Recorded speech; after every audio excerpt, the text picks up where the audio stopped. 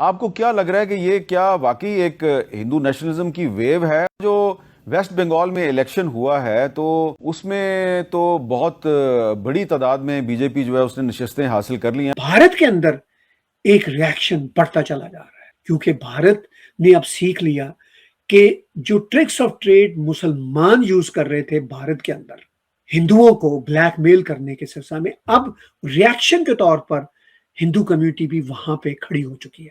भाई हमने देख लिया वेस्ट बंगाल के इलेक्शन के पूरे के पूरे प्रोसेस में, बिलखसूस जो ये आखिरी वाद इन्होंने बंगाल के अंदर डाली है इलेक्शनों में, तो जमहूरियत तो फारग कर दी उन्होंने इंडिया में से, ये तो अंडरस्टूड सी बात।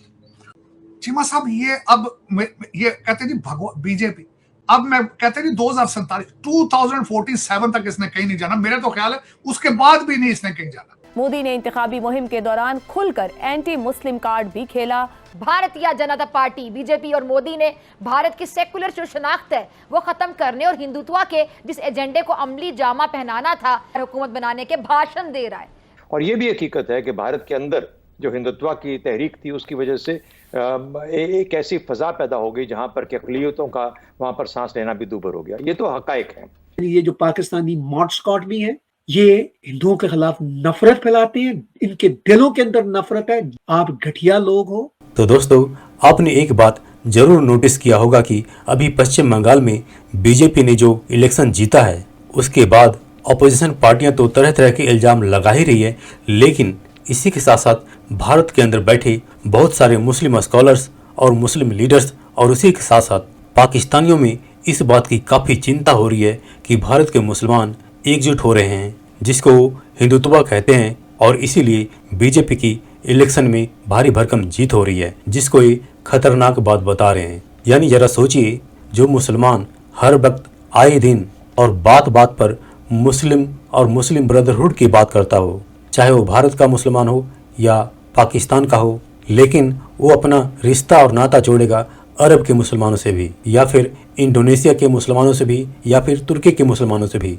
लेकिन इनका डबल स्टैंडर्ड देखो आप कि अगर भारत के अंदर ही भारत के हिंदू अगर एकजुट हो रहे हैं तो इन सभी की इस हद तक फटी पड़ी है कि हिंदुओं के खिलाफ प्रोपेगेंडा करने के लिए ये हिंदुओं के एकजुटता को भारत के लिए खतरा बता रहे हैं। लेकिन ठीक उसके उलट भारत के अंदर ही मुसलमानों की एकजुटता इनको महान नजर आती है, और यही डबल स्टैंडर्ड और इनकी चाल का पोल खुल चुका है हिंदुओं के सामने भी, इसलिए भी हिंदू एक साथ आ रहे हैं।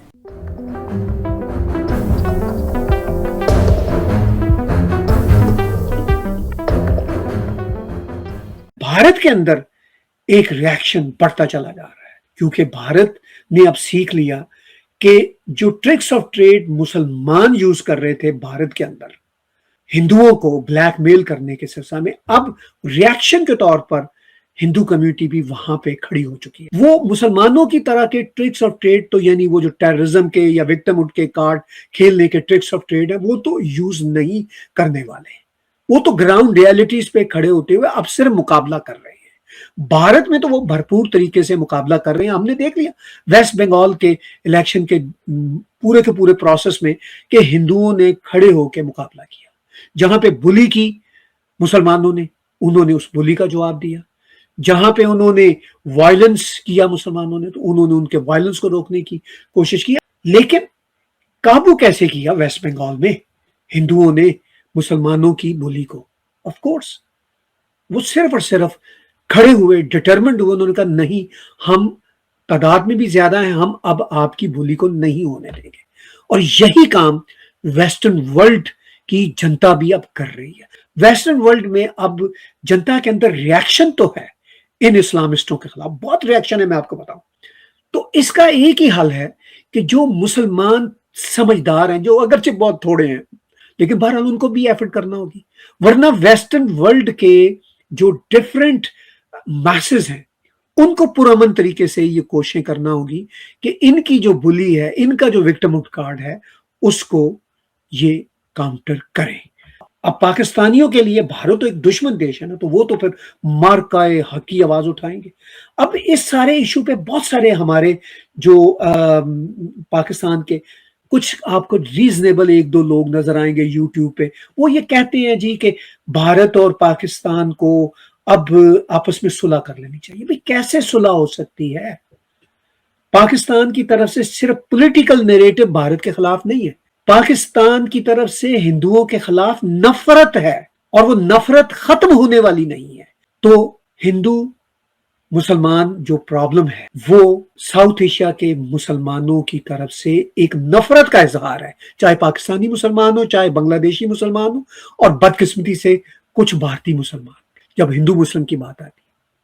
इसलिए कि जब नेगेट किया जाएगा मुसलमानों की तरफ से सबको, और खास तौर पर हिंदुओं को, तो फिर उसके बाद मुसलमान ये तवक्को करें, और खास तौर पर पाकिस्तान के मॉड स्कॉट मुसलमान, शराबें पीने वाले मुसलमान जो अंदर से इस्लामिस्ट, फिर वो कहें नहीं जी भारत के जो हिंदू हैं उनको हमारे साथ टेबल पे मिलके बैठना चाहिए। नहीं, आपके अंदर नफरत है, आप घटिया लोग हो, आप सेकुलरिज्म को, यानी ये जो पाकिस्तानी मॉड स्कॉट भी हैं, ये हिंदुओं के खिलाफ नफरत फैलाते हैं, इनके दिलों के अंदर नफरत है। जब तक इनके दिलों के अंदर से हिंदुओं के खिलाफ नफरत नहीं जाती, मोदी जी के खिलाफ नफरत क्यों है कि जी मोदी जी हिंदुत्व फैलाते हैं? नहीं, मोदी जी ने कभी आपको कुछ नहीं कहा, इसलिए नफरत है मोदी जी के खिलाफ कि मोदी जी हिंदू हैं।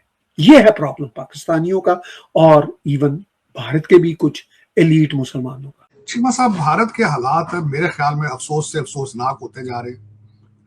बिलखसूस जो ये आखिरी वारदात इन्होंने बंगाल के अंदर डाली है इलेक्शनों में, तो जमहूरियत तो फारग कर दी उन्होंने इंडिया में से, ये तो अंडरस्टूड सी बात। इस वक्त दुनिया बिल्कुल सारी दुनिया को पता चल चुका है कि वहां पे जमहूरियत नहीं है, और अब इनके हालात ये हैं कि दुनिया का कोई कंट्री इनके ऊपर एतमाद करने के लिए तैयार नहीं। अब दुनिया ने इनको इररेलेवेंट कर दिया है, इररेलेवेंट। यकीन करें, मैं देख रहा हूं चीमा साहब, जो डायस्पोरा, पढ़ा लिखा डायस्पोरा, इंडियन डायस्पोरा बंगाल के अंदर जो इन्होंने किया है, पढ़ा लिखा डायस्पोरा वाशिंगटन डीसी अमेरिका के अंदर शर्मिंदा हुआ है। इन्होंने जिस तरीके से वहां सियासतदान खरीदे चीमा साहब, पंजाब के अंदर सियासतदान खरीदे, अगली बारी पंजाब की चीमा साहब, और 100 करोड़ के एमपी खरीदते, वजीर खरीदते। मैंने अगले दिन ट्वीट किया चीमा साहब, इसको सियासत कहेंगे आप? जो ये खरीदते हैं जाके लोगों को, पूरी गवर्नमेंट असेंबली खरीद लेते हैं जाके।